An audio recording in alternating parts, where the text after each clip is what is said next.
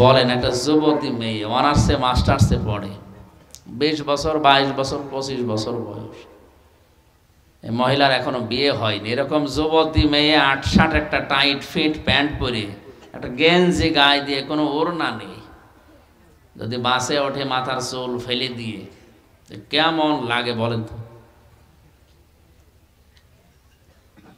এদিকে তাকাবেন আবার ইফটিজিং এর মামলা খাবেন, আবার না তাকালেও শয়তান আপনারা ছাড়বে না, যে কতক্ষণ তুই তাকাবি না, আমি আসি।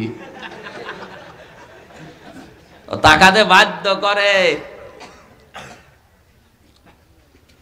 একবার যশোরে পালবাড়ি মোড়ে মাহফিলের জন্য ওখানে দাঁড়িয়ে আছি, কমিটির লোক আসতে একটু লেট করছিল, হঠাৎ দেখছি একটা মিছিল আসতেছে, ইফটিজিং এর বিরুদ্ধে ডাইরেক্ট অ্যাকশন। যশোর MM কলেজের মেয়েরা, যুবতী মেয়ে সবগুলোর ব্যানারের সামনে ধরেছে, এক হাত দিয়ে ব্যানার ধরা, গেঞ্জি গায়ে দিয়ে, আর এক হাত দিয়ে স্লোগান দিচ্ছে ইফটিজিং এর বিরুদ্ধে ডাইরেক্ট অ্যাকশন। আর পেছনে আছে আল্লাহর বান্দারা। মনে করলাম মিছিল আসতেছে, পুলিশ তো অবশ্যই আশপাশে আছে, আমারে যদি ধরে না জানে আবার কোন মামলার আসামি বলে চালিয়ে দেয়। ঢুকলাম পাশে এক চার দোকানে, দেখি পুলিশ আমার পাশে। কি বাবাজি, আপনার ভয়তে আমি এখানে আসলাম আর আপনি আমার পাশে। পুলিশ আমার বলছে, হুজুর একটা কথা বলবো, বলেন।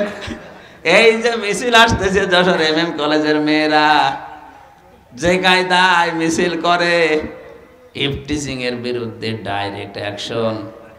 আর যে জিনিস দেখছি মনে হচ্ছে ইফটিজিং আমি আগে করি। ঠিকই বলিস। এই জন্য মেয়েদের পোশাক যখন 8-60 হয়ে যায়, ছোট খাটো হয়ে যায়, 4 পিস থেকে নামতে নামতে 3 পিসে নেমেছিল, এখন 2 পিস। আমার মনে হয় অধিকাংশ কলেজ আর বিশ্ববিদ্যালয় এখন মেয়েরা 1 পিস পরে আসতেছে, নিচে আর উপরে দিয়ে পরাটা একটা। যাদের মেয়ে আছে, বোন আছে, বউ আছে, চোচ পায়জামা পরা জায়েজ নেই, এটা হারাম। তাবাজুরের অর্থ বললাম কয়টা? 1 নম্বরে বাইরে যখন যায় তাদের সাজগোজ বেড়ে যায়। মেয়েরা যদি নিজের স্বামীকে আনন্দ দেওয়ার জন্য, নিজের দিকে আকৃষ্ট করার জন্য ঘরের ভেতরে সাজগোজ করে, যতক্ষণ সাজবে ততক্ষণ নফল নামাজের সওয়াব হবে। না সুবহানাল্লাহ, আবার জোরে বলার দরকার নেই, বাড়ি যায় আমার সাজতে আছে সবসময়, ওর সাজার উপরে আছে, আমার ছোট মেয়ের মতো সব সময় সাজে, সব সময়। 4 বছর বয়স, ওরে 1 বছর রেখে গিয়েছিলাম জেলখানায়, বেরিয়ে এখন তো 4 বছর। আমার ঘরে এখনো চেনে না, কাছেও আসতে চায় না, মনে করে যে আঙ্কেল হবে।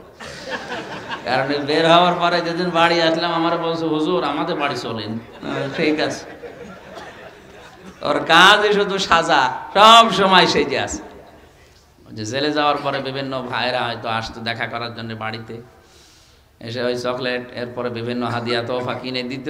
ও মনে করছে এটাও এক আঙ্কেল দেখতে এসেছে, বলছে আমাদের বাড়ি চলেন। তাহলে সাজগোজ বাড়াবে মেয়েরা শুধু স্বামীর জন্য। হাদিস তিরমিজি শরীফ, কোন মেয়ে লোক যদি নিজের স্বামীকে আনন্দ দিতে গিয়ে দাঁত বের করে, যেই কয়টা দাঁত বের হবে ওই কয়টা নফল নামাজের, নফল হজের সওয়াব হবে।